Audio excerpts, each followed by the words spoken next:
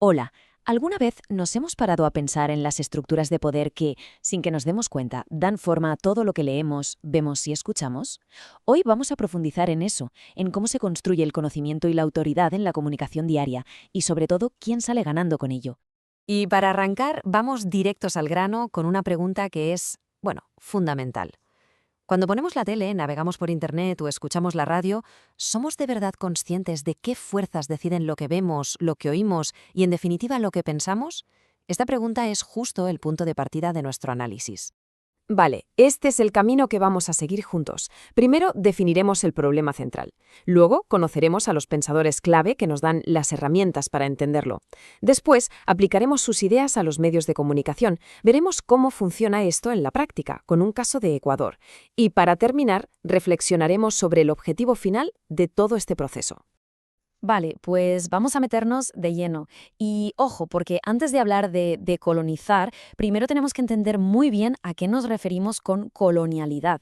Y no hablamos solo de un periodo histórico que ya pasó, hablamos de algo mucho más sutil y que sigue muy presente hoy en día. Aquí entra en juego una figura clave, el sociólogo peruano Aníbal Quijano. Él nos dio un concepto que lo cambia todo, la colonialidad del poder. Pensemos en ello como una especie de matriz invisible que sigue organizando el mundo. Y no es solo algo político o económico, es, sobre todo, una cuestión de saber. Esta estructura decide qué conocimiento se considera válido, quién tiene autoridad para hablar y qué culturas son universales, mientras que las demás se quedan en lo local, en lo folclórico. Claro, Quijano no fue el único. A partir de sus ideas, todo un grupo de intelectuales, sobre todo de América Latina, empezó a construir un marco para analizar y, más importante, para desafiar esta colonialidad del poder. Y de ahí nace lo que hoy conocemos como el giro decolonial. Y aunque la lista es larga, nos vamos a centrar en los aportes de estos cuatro pensadores que son, digamos, imprescindibles para entender cómo se aplica todo esto al campo de la comunicación. Cada uno de ellos aporta una pieza fundamental a este puzzle. Fijaos qué interesante cómo se van conectando las ideas. Quijano pone la base con la colonialidad del poder. Sobre eso, Walter Miñolo va un paso más allá y nos habla de la herida colonial, que es ese trauma histórico que, paradójicamente, puede convertirse en el motor de un nuevo pensamiento crítico. Y su idea de la geopolítica del conocimiento nos obliga a hacernos siempre una pregunta clave. ¿Desde dónde se está hablando y para qué intereses se produce este saber? Y es que esta cita de Miñolo lo resume a la perfección. El problema de fondo es ese, coger una forma de ver el mundo, la europea occidental, y venderla como si fuera la única posible, la única racional. El pensamiento decolonial lo que busca es justo romper con eso y abrir la puerta a una pluriversalidad, o sea, a la idea de que existen muchos mundos, muchos saberes, y todos son válidos. Vale, ya tenemos la base teórica.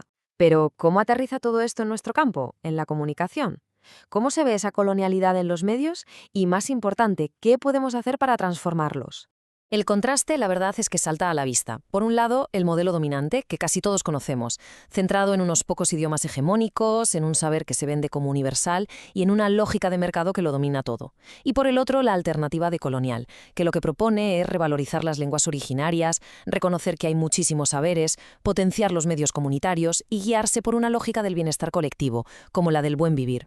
Bueno, y para que todo esto no se quede en pura teoría, vamos a viajar a un lugar concreto para ver cómo estas ideas se llevan a la práctica, cómo se materializan en el mundo real.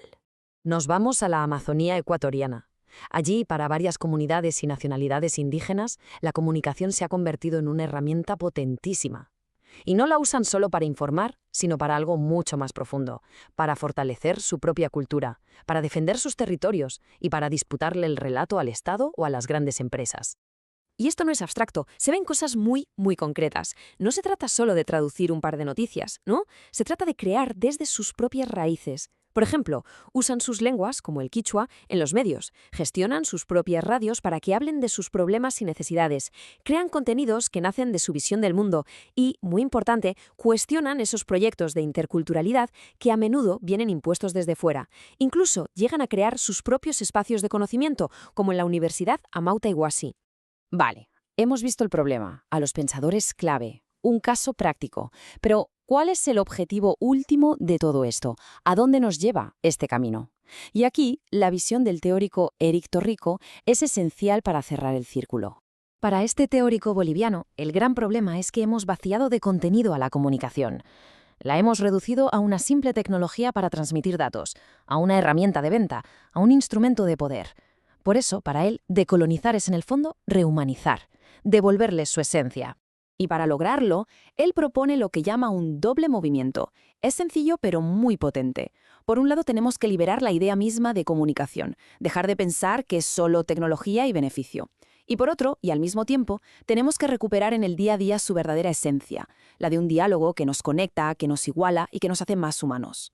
Al final, todo se resume en esta frase suya que es brillante.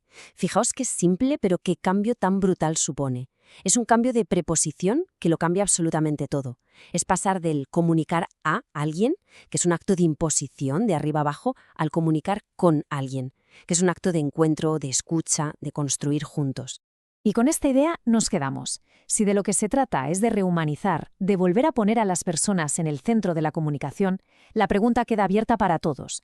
En nuestro día a día, como profesionales, estudiantes o simplemente como ciudadanos, ¿qué pequeño gesto, qué cambio podemos hacer para empezar a hablar con, en lugar de simplemente hablar a? Quizás en esa pequeña diferencia empiece todo. Muchas gracias.